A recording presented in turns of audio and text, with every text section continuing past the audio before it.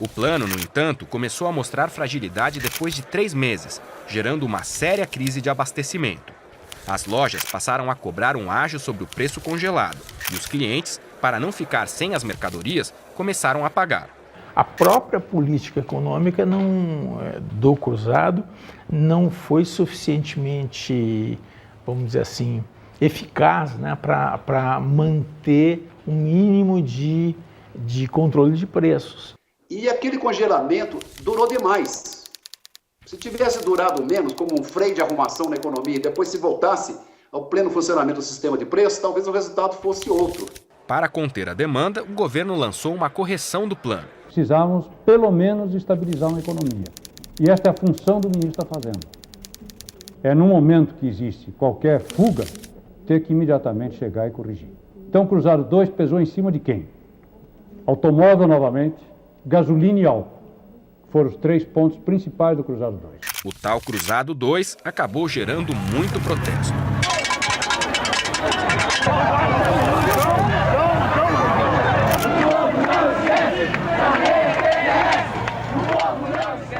Eu me arrependo do Cruzado 2. Eu acho que se eu tivesse hoje que dissesse, alguém chegasse e dissesse assim, olha, ô, presidente, você tem uma opção. Corte sua mão ou assine o Cruzado 2. Eu te juro que eu podia dizer, corte minha mão, mas eu não assinaria o Cruzado 2. Foi ainda sob a gestão de Dilson Funaro que o Brasil decretou moratória da dívida externa. A moratória não era um objetivo em si mesmo. Ele era uma consequência de uma política de falta de financiamentos externos. Eu discuti 1 ano e meio com os banqueiros e eles não encontraram um mecanismo para refinanciar o Brasil. O ministro Dilson Funaro saiu do palácio sem falar com a imprensa. O porta-voz Fernando César Mesquita explicou que o ministro não tinha o que falar, porque o caso da demissão foi encerrado ontem. Eu recebi o Ministério da Fazenda nesse quadro. Eu tinha que resolver uma alta inflação inercial, não consegui resolver. Ao suceder Dilson Funaro, Luiz Carlos Bresser Pereira propôs um novo plano para conter a inflação, mas sem sucesso. O problema a ser superado, segundo ele, era a tal inflação inercial. O que é interessante na inflação inercial, quer dizer, é uma inflação indexada, né, em que você consegue chegar a níveis muito altos de inflação entre 1980, quando ela começa, até 1994, a inflação girou em torno de 15% a 35%, 40% ao mês. Inflação desse tipo não é considerada hiperinflação. Hiperinflação é quando é acima de 50%. Quer dizer, nós só realmente chegamos, né, em hiperinflação em todo esse período foi no final do governo Sarney.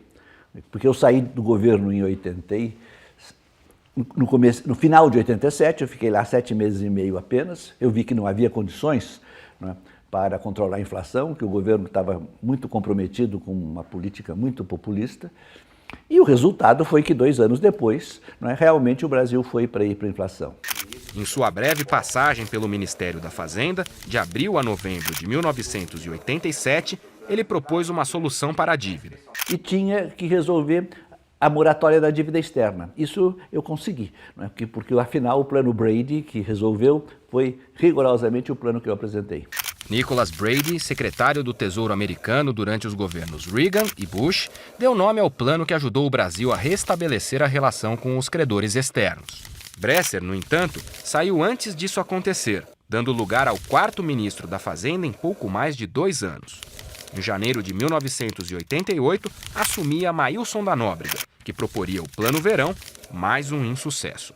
Enquanto a crise econômica era enfrentada no Executivo, polêmicas tomavam a atenção da Constituinte no Congresso. O governo Sarney não tinha autoridade para mandar um projeto. Tivemos que montar um regimento interno que começasse do zero. O Ulisses chegou e me disse, eu não quero projeto que seja entregue pela comissão, aquela que o Tancredo tinha sido feito. Quer dizer, um anteprojeto de Constituinte.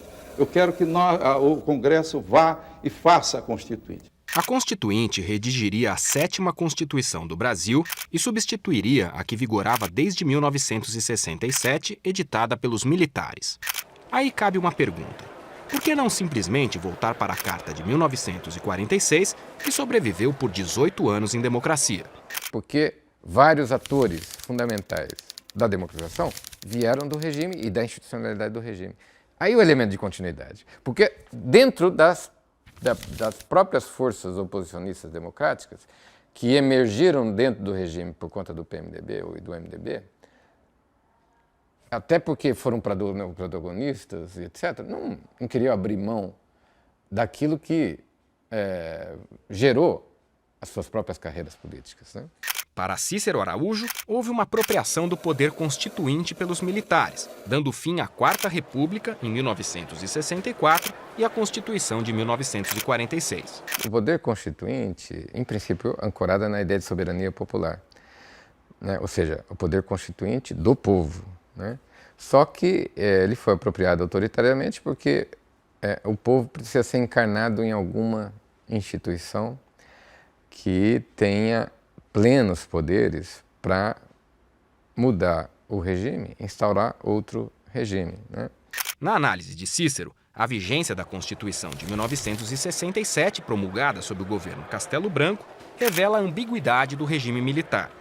Parte queria apenas aparar a Constituição anterior e outra parte pretendia institucionalizar o regime de vez. A combinação dessas duas coisas gerou um bicho esquisito que pela aparência, se podia dizer, não, era semi-autoritário e semi-democrático. Na verdade, tinha algumas instituições democráticas, por exemplo, parlamento, eleição, partidos, ancorada, porém, cujos pilares eram autoritários.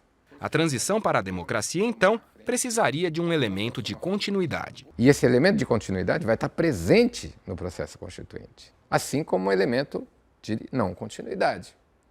E o elemento de continuidade também estava presente no principal força política e institucional que vai conduzir a transição, que é o próprio MDB. Declaram manter, defender, cumprir a Constituição, observar as leis, promover o bem geral do povo brasileiro. 559 deputados, distribuídos em 11 partidos, participaram da Assembleia Nacional Constituinte. As legendas majoritárias eram do PMDB e do PFL. Além deles, só PDS e PDT tinham representação nacional. Havia um bom número de ex-governadores, ex-secretários de Estado, ex-deputados estaduais, ex-prefeitos e ex-vereadores. Segundo um estudo feito pelo professor David Fleischer, da Universidade de Brasília, 211 constituintes eram capitalistas, donos de terra, indústrias ou grandes empresas. Isso, segundo ele, explica a dificuldade em se aprovar a reforma agrária, por exemplo. Dos profissionais liberais se destacavam os professores, os advogados, os jornalistas, os médicos e os economistas. A Constituinte foi um processo, uma espécie de desaguadouro de algo que vinha ocorrendo. Foi uma solução política para 3 momentos dramáticos que o Brasil viveu, que foi a derrota das diretas, a morte do Tancredo, o fracasso do Plano Cruzado, e era necessário um caminho democrático que consolidasse aquilo. José Genuíno era um dos 16 deputados do então jovem Partido dos Trabalhadores. O PT fez uma aliança com um setor popular do PMDB e fizemos uma aliança com o setor mais ao centro, que foi uma aliança principalmente com Mário Covas, depois com Nelson Jobim. Por exemplo, o regimento interno foi uma aliança que o PT fez com o Fernando Henrique Cardoso, que foi o relator do regimento interno, que nós democratizamos o processo de elaboração da Constituinte nesse regimento interno. Se fez, então, um regimento interno com aquele modelo de começar por baixo, subcomissões, que começava tematicamente, depois três subcomissões se reuniam em uma comissão só, depois as 7 comissões se reuniam em uma só, que virava a comissão de sistematização, etc. e tal. No dia 24 de março de 1987, foi definido o regimento interno, que conciliou a questão da soberania da Assembleia, a compatibilização dela com as atividades congressuais ordinárias, a tramitação e a votação do projeto. Emitir parecer em menos de 12 horas, sem ter deixado de opinar em qualquer das matérias